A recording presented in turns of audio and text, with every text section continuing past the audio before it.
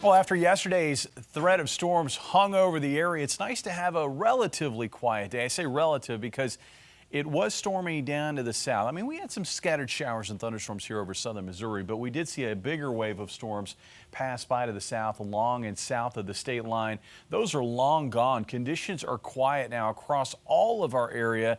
The severe weather risk today has been shoved off to the south across Texas and Arkansas and Louisiana, stretching northeast up toward Tennessee. Here's the setup. The front that went through last night has stalled over northern Arkansas. That's why this was an area that was a hot spot for some stronger storms earlier today.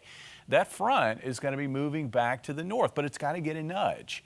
And that nudge will come in the form of a low-level jet. These are those stronger winds about a mile off the surface that will help to push this front further north tonight into Thursday. South of that front, very muggy weather. North of the front feels better. We're going to find that muggy weather returning here over the next 24 hours. Also, this whole process of moving that front back to the north will generate scattered showers and thunderstorms later this evening and into the morning hours on Thursday. It looks like that activity, though, will head off to the east so that most of the day we're going to find dry conditions across our area, but it will be more warm and it will also be more humid.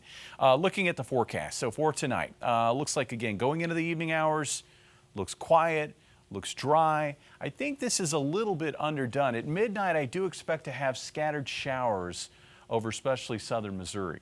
And we'll see that activity kind of pick up in coverage and intensity after midnight. I don't expect widespread severe weather. We could have a stronger storm that produces maybe some hail, but I think that would be the extent of it, along with some locally heavy rainfall and some lightning.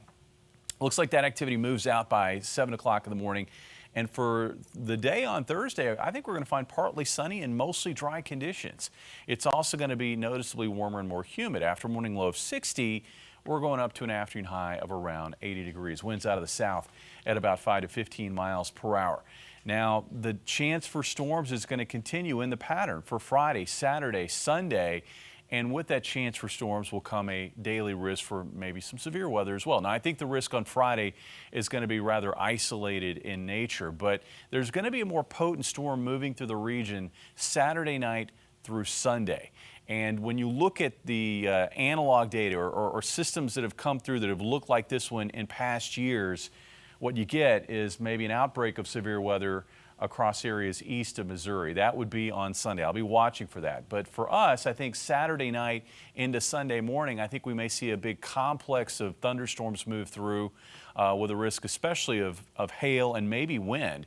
And then we'll have to see if there's any redevelopment in the afternoon on Sunday. The good news is once we get past this weekend, Memorial Day looks nice. Mostly sunny skies, less humid, drying out, about 77 for the high, and we're going to keep that generally quieter pattern going through next week. Dan?